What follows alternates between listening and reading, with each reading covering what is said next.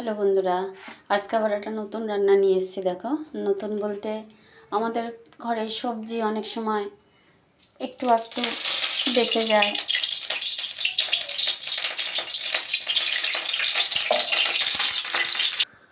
অনেক সময় অল্প অল্প সবজি বেঁচে যায়, সেগুলো থেকে যায়, নষ্ট হবে। আমি সেরকমই সব ছোট ছোট অল্প অল্প সবজি দিয়ে দেখো আমি সব রকম সবজি নিয়ে নিয়েছি। এর মধ্যে বিনস, গাজর, ফুলকপি, আলু, কুমড়ো, ক্যাপসিকাম সব আছে। দিয়ে দেখো আমি একটা পাঁচমিশালি তরকারি করছি। আমার আরও একটা চ্যানেলে এই চ্যানেলে আর একটা রান্না দেওয়া আছে পাঁচমিশালি, কিন্তু সেটা আলাদা, এটা সম্পূর্ণ আলাদা। তোমরা দেখতে থাকো। আমি পাঁচ ফোড়ন দিলাম। ফোড়নে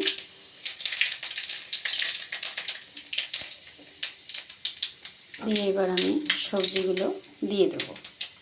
ফোড়নে একটা সুন্দর গন্ধ বেরিয়েছে, এবার আমি দিয়ে দেবো।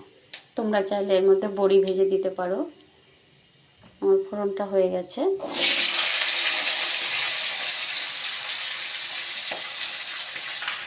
আমি সব সবজিগুলো দিয়ে দিলাম। দিয়ে এবার আমি এর মধ্যে কাঁচা লঙ্কাও দিয়ে দিয়েছি।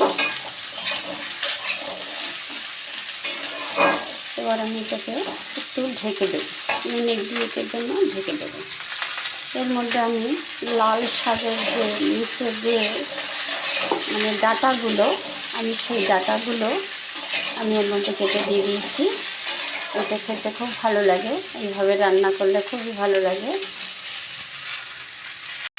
এবার আমি একটু ঢাকাটা খুলে নেড়ে নেব।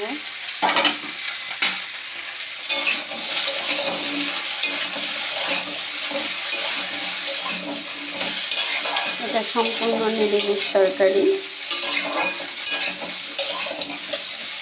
এর মধ্যে আমি নুন দিয়ে দেবো।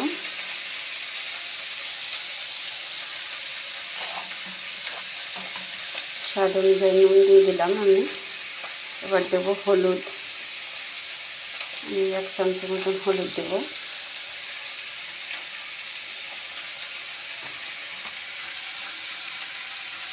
আর দেবো টমেটো। আমি একটা টমেটো কেটে রেখেছি, টমেটোটা দিয়ে দিলাম। আর দেবো একটু আদা বাটা। এবার আমি আবার চাপা দিয়ে রাখবো, আবার চাপা দিয়ে দেবো। এইভাবে ঢাকা দিয়ে দিয়ে গ্যাসটা কমিয়ে রান্নাটা করলে খুব ভালো লাগে। আমি কটা মটরশুঁটি দিয়ে দিলাম।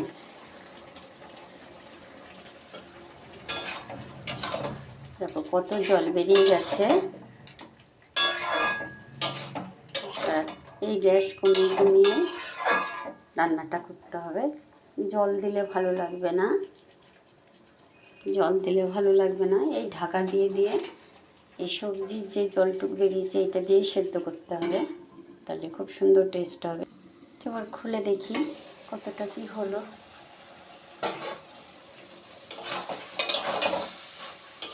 সবই সেদ্ধ হয়ে গেছে। এবার আমি এর মধ্যে পোস্ত অ্যাড করব, পোস্ত বাটা। পোস্ত আর সর্ষে আমি একটু বেটে রেখেছিলাম, সেটা আমি দিয়ে দিলাম।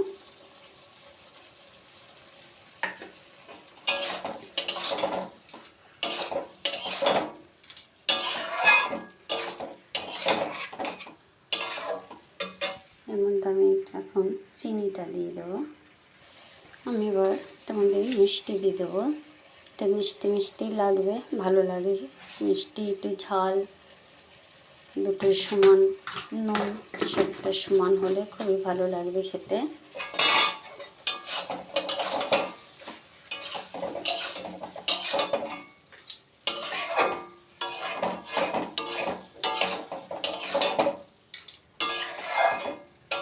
আমি বেশি নাড়বো না, কেননা সবজিগুলো তাহলে ঘেটে যাবে, সবজিগুলো সব গোটা গোটা থাকবে। এবার আমি একটু ধনে পাতা দেবো। তরকারিটা পুরো হয়ে গেছে। দেখো আমি আমাকে মশলার কৌটোটা বাটিটা ধুয়েও জল দিইনি, তার জন্য একটু সময় লাগে। আমি ধনে পাতা দিয়ে দিলাম। আমার তরকারিটা পুরো হয়ে গেছে, আমি কড়াই থেকে নামাবো না, আমি এখন একটু ঢাকা দিয়ে রেখে দেবো। তোমাদের আমার এই রেসিপিটা কেমন লাগলো তোমরা কমেন্ট করো, তোমরা আমার চ্যানেলটাকে সাবস্ক্রাইব করো, লাইক করো, শেয়ার করো। আর তোমরা এরকম করে রান্না করে খেয়ে দেখো, টেস্টটা তোমাদের মুখটা ছেড়ে যাবে, এক থালা ভাত খাবে।